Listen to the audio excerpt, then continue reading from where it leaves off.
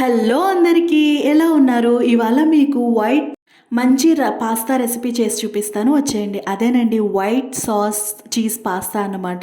ఎప్పుడు నూడిల్స్, మ్యాగీలు ఇవే కాకుండా కొంచెం పాస్తా కూడా తినండి. మంచిగా లైట్ వెయిట్‌గా ఉంటుంది. At the same time taste కూడా చాలా మైల్డ్‌గా ఉండి తినే కొద్దీ తినాలనిపిస్తుంది. చాలా కమ్మగా ఉంటుంది. ప్రాసెస్ ఎలా చేసుకోవాలో చెప్పేస్తాను వచ్చేయండి. ముందుగా మ్యాక్రోనీ పాస్తా తీసుకోవాలి. నేను ఇక్కడ మ్యాక్రోనీ పాస్తా ఉంటే అది తీసుకున్నాననమాట. ఆ పాస్తా తీసుకొని ముందు గ్యాస్ ఆన్ చేసుకొని గిన్నె పెట్టుకొని దాంట్లో వాటర్ వేసుకున్న తర్వాత సాల్ట్ వేసుకొని వాటర్ బాగా బాయిల్ అయిన తర్వాత పాస్తా వేసేసుకొని బాయిల్ చేసుకోవాలి.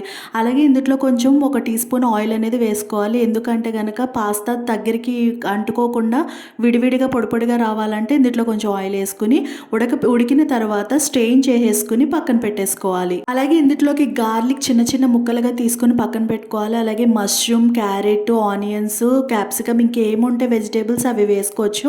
నాకు ప్రెజెంట్ ఈ మూడే ఉన్నాయి. నేను ఆ మూడే తీసుకున్నాను. తర్వాత గ్యాస్ ఆన్ చేసుకుని ఒక బాణీ పెట్టుకుని దాంట్లో బటర్ వేసుకుని దాంట్లో గార్లిక్ వేసుకుని బాగా రెడ్ కలర్ వచ్చేంత వరకు ఫ్రై చేసుకున్న తర్వాత మనం ముందుగానే కట్ చేసి పెట్టుకున్న మష్రూమ్, ఆనియన్స్, క్యారెట్ ఇవన్నీ కూడా వేసేసుకుని బాగా ఫ్రై చేసేసుకోవాలి. మన కూరగాయలన్నీ వేసేసుకున్న తర్వాత బాగా ఫ్రై చేసుకోవాలన్నమాట. అంటే రెడ్ కలర్ వచ్చేంత వరకు కూడా బాగా మగ్గిపోయేంత వరకు కూడా ఫ్రై చేసుకోవాలి. హై ఫ్లేమ్లోనే పెట్టుకుని ఫ్రై చేసుకోండి, నో ప్రాబ్లం. సో మొత్తం ఫ్రై అయిన తర్వాత మనం నెక్స్ట్ ప్రాసెస్కి వెళ్ళిపోదాం. కానీ ఇవి ఇప్పుడే బాగా సాటే చేసేసుకోవాలి. బటర్లోనే సాటే చేసుకోండి, అంటే బాగా ఫ్రై చేసుకోండి. బటర్లో ఈ వెజ్జెస్ని ఫ్రై చేయడం వల్ల మంచి టేస్ట్ వస్తుంది. అంటే ఆ సాస్లో వేసినప్పుడు ఆ కమ్మగా అనిపిస్తుంది అనమాట ఈ వెజ్జీస్ అన్నీ వేసినప్పుడు. సో ముందుగానే ఇక్కడ మనం బాగా మంచిగా ఫ్రై చేసేసుకుని సాటే చేసేసుకోవాలి. మంచిగా జాగ్రత్తగా బాగా ఫ్రై చేసుకోవాలి. దగ్గరుండి ఫ్రై చేసుకోండి. మంచిగా ఫ్రై అయిపోవాలి. మంచిగా ఫ్రై అయిపోయిన తర్వాత అంటే మొత్తం కలర్ చేంజ్ అయ్యేంత వరకు కూడా ఫ్రై అయిన తర్వాత వీటిని ఏం చేయాలంటే ఒక ప్లేట్లో తీసుకుని పక్కన పెట్టేసుకోవాలి. వెజీస్ అన్నిటిని కూడా మనం ఒక ప్లేట్లో తీసేసుకుని పక్కన పెట్టేసుకోవాలి. తర్వాత మనం సాస్ ప్రిపేర్ చేసిన తర్వాత ఈ వెజ్జెస్ని దాంట్లో యాడ్ చేస్తాం. ఇప్పుడు ఈ వెజ్జీస్ అన్నీ కూడా నేను ఒక ప్లేట్లో పెట్టుకుని పక్కన పెట్టేసుకున్నాను. ఇప్పుడు నేను మళ్ళీ బాణీ పెట్టుకున్నాను. అదే బాణీలో నేను మళ్ళీ ఒక 2 స్పూన్స్ బటర్ వేసుకున్నాను. బటర్ వేసుకున్న తర్వాత బటర్ అంతా కూడా మెల్ట్ అయిపోయిన తర్వాత ఇప్పుడు దీంట్లో ఒక 1 స్పూన్ మైదా పిండి వేసుకోవాలి. ఒక 1 స్పూన్ చాలా థిక్నెస్ వచ్చేస్తుంది.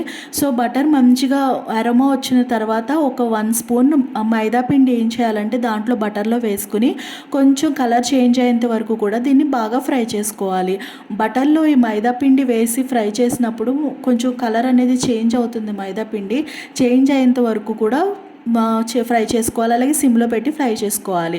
ఇక్కడ నేను ఒక గ్లాస్ మిల్క్ తీసుకున్నాను. ఈ మిల్క్ అనేది ఇందులో వేసేసి లమ్స్ లేకుండా, అంటే ఎటువంటి ఉండలు లేకుండా మైదా పిండి అంతా కూడా కలిసేలాగా బాగా తిప్పుతూ ఎటువంటి లమ్స్ లేకుండా, ఉండలు లేకుండా బాగా విస్క్ చేసుకోవాలన్నమాట.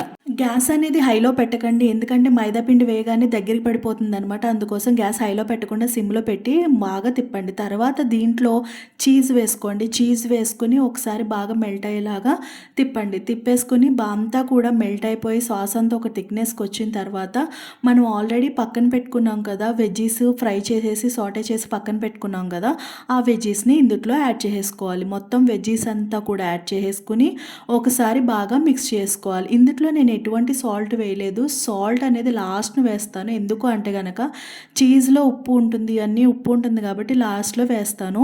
అలాగే పాస్తా నేను ఉడకబెట్టేసి స్ట్రెయిన్ చేసుకుని పక్కన పెట్టుకున్నాను. ఆ పాస్తాను కూడా ఇందులో వేసేసి ఒక్కసారి బాగా మిక్స్ చేసుకోవాలన్నమాట. అంతే. వెజ్జీస్, పాస్తా ఇవన్నీ కూడా మిక్స్ అయిపోయేలాగా ఒక్కసారి బాగా మొత్తం అంతా కూడా మిక్స్ అయ్యేలాగా మిక్స్ చేసుకోవాలి.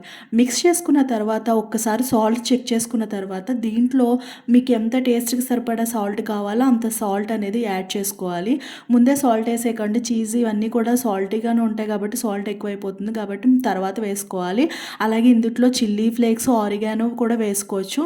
నేను ఆరిగానో కూడా వేసాను కానీ క్లిప్ మిస్ అయింది, కానీ చిల్లీ ఫ్లేక్స్ కూడా వేసుకోవాలి. వేసుకుని ఒకసారి మొత్తం కూడా తిప్పేసుకుని అంతే, చాలా ఈజీగా అయిపోతుంది. బాగా మిక్స్ చేసుకోవాలి. మొత్తం అంతా కూడా మిక్స్ చేసుకున్న తర్వాత దీన్ని వేడివేడిగానే సర్వ్ చేసుకుని ప్లేట్లో సర్వ్ చేసుకుని తింటే చాలా ఎమ్మీగా ఉంటుంది. దీంట్లో చికెన్ కూడా బాయిల్ చేసి వేసుకోవచ్చు, కానీ నాకు అలా బాయిల్ చేసి వేయడం నచ్చలేదు టేస్ట్. సో దానికోసం నేను వెజ్ పాస్తా చేశాను అనమాట. అలాగే టేస్ట్ కూడా చూశాను, కమ్మగా నోట్లో అలా వెళ్ళిపోతుంది, కానీ టేస్ట్ మాత్రం అదిరిపోయింది. ఈ వీడియో మీకు నచ్చినట్టయితే లైక్ చేయండి, సబ్స్క్రైబ్ చేయండి, ప్లీజ్ షేర్ చేయండి.